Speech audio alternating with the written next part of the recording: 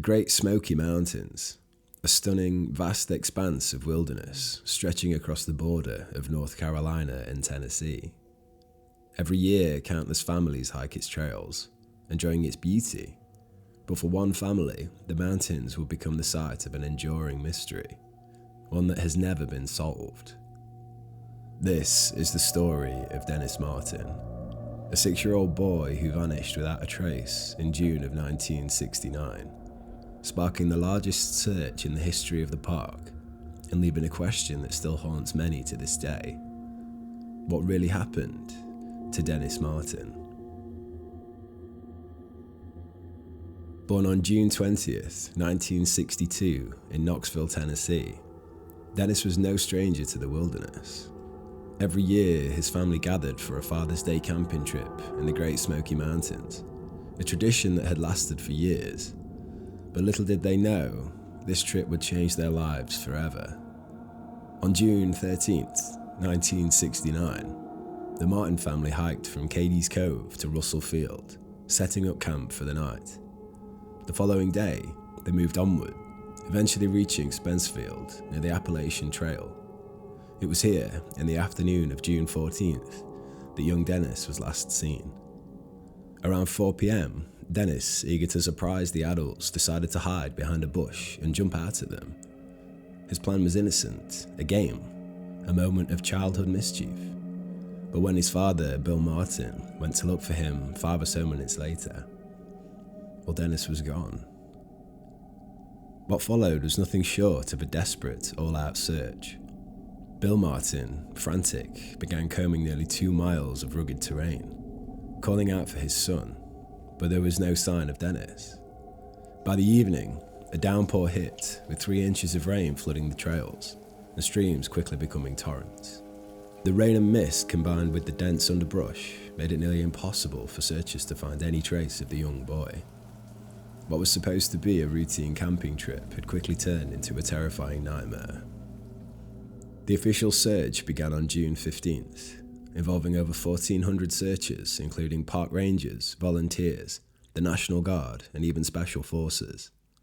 They scoured 56 square miles of treacherous terrain, but still, there was no sign of Dennis.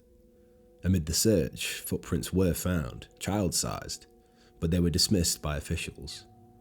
For more than 2 weeks, the search continued relentlessly, through steep slopes, bear-infested woods, and unwavering weather, but as days turned into weeks, hope began to fade. On June 26th, the search was scaled back, and by September 14th, all official efforts had ceased. With no answers, speculation began to run wild. Some believed Dennis had simply gotten lost and succumbed to the elements. Others feared a more sinister possibility, an animal attack, perhaps by a bear or even a wild hog. But the most chilling theory came from an eyewitness, Harold Key, a tourist who was in the area at the time. Key reported hearing a sickening scream and seeing a disheveled man with something red draped over his shoulder, approximately 7 miles from where Dennis had last been seen. Could it have been Dennis? Could he have been abducted? The investigation found no concrete evidence linking Key's sightings to Dennis's disappearance, and so the mystery remained. The Martins didn't give up. They offered a $5,000 reward for any information, leading to numerous tips, including from psychics, but nothing substantial ever came from these leads. In fact, the search and its aftermath prompted changes in how the National Park Service conducts search and rescue operations. The case led to major policy changes, including more carefully managed and professional search efforts in the future. For years, the case sat unresolved, but in 2022, a new revelation came to light.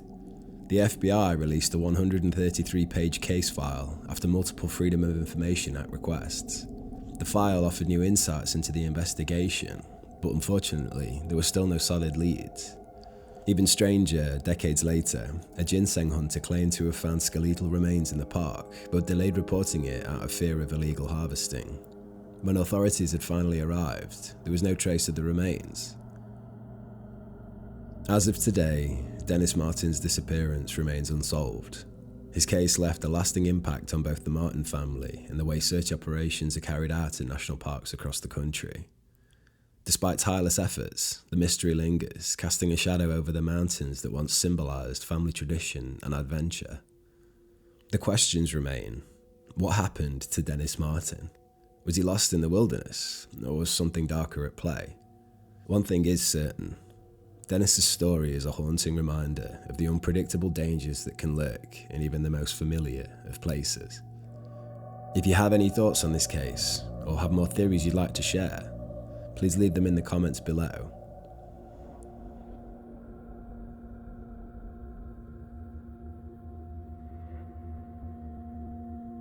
Clingman's Dome, the highest peak in the Great Smoky Mountains, filled with beauty, history, and secrets. And in October of 1976, one of those secrets was born, when 16-year-old Trenny Gibson vanished without a trace during a school field trip.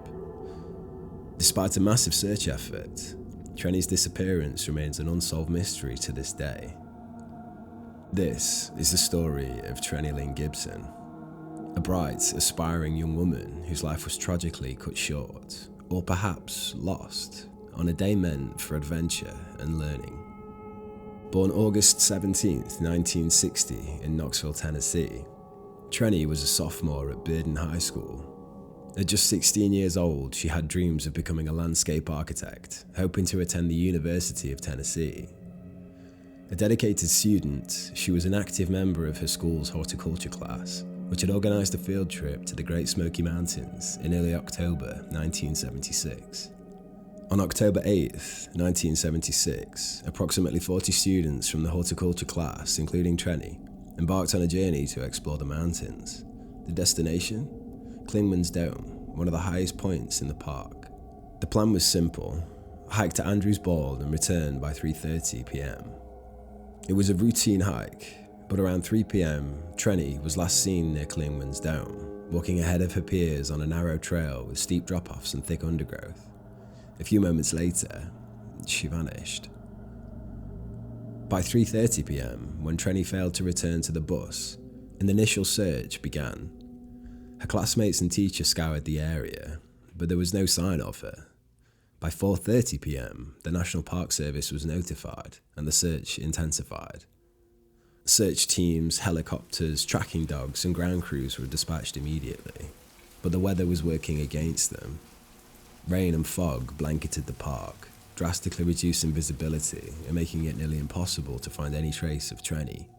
Tracking dogs picked up Trenny's scent, which led them to the Appalachian Trail and around the Clingman's Dome Tower. The trail ended about a mile away at a roadside, but there was no sign of Trenny. Had she gotten into a vehicle, perhaps, or had she been taken? Along with the scent trail, a few pieces of evidence emerged.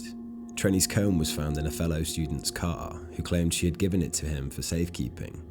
Her star sapphire pendant and ring were allegedly seen with another student, but they couldn't explain how they'd ended up with him. Cigarette butts and a beer can were also discovered near the area where Trenny had disappeared, though it remains unclear whether they were connected to her disappearance. With no clear answers, the theories surrounding Trenny's disappearance began to grow. Some believed she might have been abducted, taken from the trail and transported out of the park. The scent trail ending at a roadside seemed to suggest this possibility. Could Trenny have been taken by someone passing through the park? Others believed Trenny may have run away, but there was no evidence to suggest she had planned such a departure. She left behind personal items including money and clothing, with no prior signs of wanting to escape. Then there's the theory of accidental misadventure. Trenny could have wandered off the trail, become disoriented in the thick underbrush and succumbed to the elements, or even to an animal encounter. The park's treacherous terrain, dense vegetation and wildlife certainly pose significant risks. The impact on Trenny's family was devastating. Her parents, unable to cope with the grief, eventually divorced. But Trenny's memory lived on. Bearden High School kept her desk empty for some time in her honour, and a memorial stands in her name. Though the case remains open, and authorities continue to encourage anyone with information to come forward, the questions remain unanswered. Some lesser-known details continue to complicate the case. Trenny's comb found in a student's car, her jewellery in the possession of another student. These elements only deepen the mystery, and despite extensive efforts, including a renewed search in April of 1977, no new leads were found. As the years pass, Trenny Gibson's disappearance remains one of the most haunting mysteries in the history of the Great Smoky Mountains. Was she abducted? Did she run away? Or did something more tragic happen on that fateful day? The case of Trenny Gibson is a painful reminder that sometimes the mountains hold their secrets, and they may never be revealed. Until then, her story endures, waiting for the truth to surface. If you have any other theories or information on this case, please share them as always in the comments below.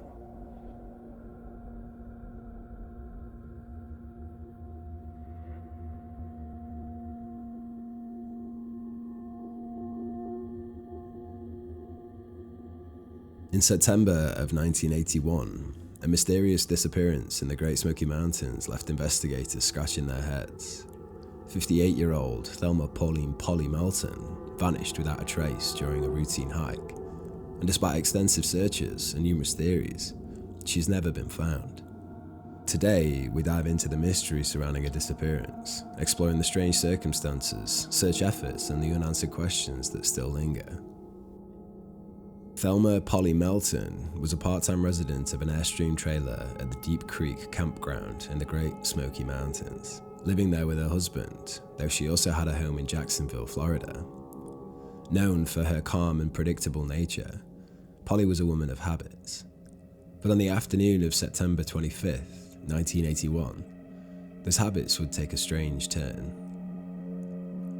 On that day, around 3 p.m, Polly set out on a familiar hike along the Deep Creek Trail with two friends, Trula Gudger and Red Cannon. They had hiked this trail countless times before, so it should have been a peaceful afternoon. But by 4 p.m, Polly began to walk ahead of her companions, quickening her pace as she went over a hill. They assumed she'd simply gone ahead, perhaps to explore or return to the campground early. But when her friends arrived back at the campground around 4:30 p.m, they noticed something truly unsettling. Polly was nowhere to be found. A search began almost immediately. Her friends and husband retraced their steps, scouring the area for any signs of Polly.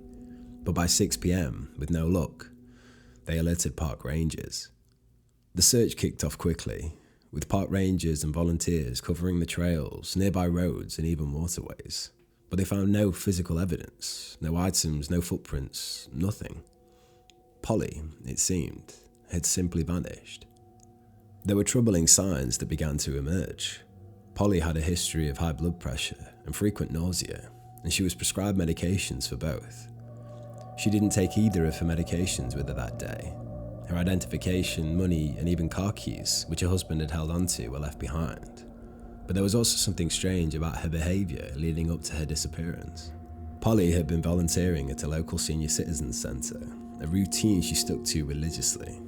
But on that day, for some reason, she chose not to go. And the day before she vanished, she made an unexplained phone call from the centre. But the recipient of that call, to this day, no one knows who it was. As the investigation unfolded, more questions arose. Some suggested that Polly may have experienced a medical emergency, perhaps brought on by her health conditions. Others speculated that she may have disappeared voluntarily, possibly due to marital issues, or maybe even to start a new life. But there were also those who wondered if something darker was at play. Could Polly have been abducted? Despite the vast search efforts, which included over 150 volunteers and 9 search dogs, there was no sign of Polly. The search covered the area for days, and the trail was reopened on September 29th, but by October 2nd, 1981, the official search was called off. After Polly's disappearance, there was a bizarre lead. A check written to her was reportedly cashed in Birmingham, Alabama, but this lead didn't go anywhere. And then another strange twist. Records showed that a Thelma Pauline McAllister lived in Alabama during Polly's childhood, and a Pauline McAllister Melton is buried there, suggesting possible ties to the area. But how does this tie into Polly's disappearance? It's another mystery with no answers. As of now, Thelma Polly Melton's case remains open, but it has been over 4 decades since she vanished. Her disappearance continues to be one of the most enduring and perplexing mysteries of the Great Smoky Mountains National Park. Was Polly Melton the victim of a medical emergency? Did she choose to disappear and to start a new life? or was something more sinister at play? Unfortunately, without concrete evidence, the answers remain elusive. If you have any information, even something seemingly insignificant, it could help bring closure to this haunting mystery. I want to thank you for watching. If you found these cases as puzzling as I did, please like, subscribe, and share this video to help spread the word. And as always, leave your thoughts and theories in the comments below. Until next time, stay curious.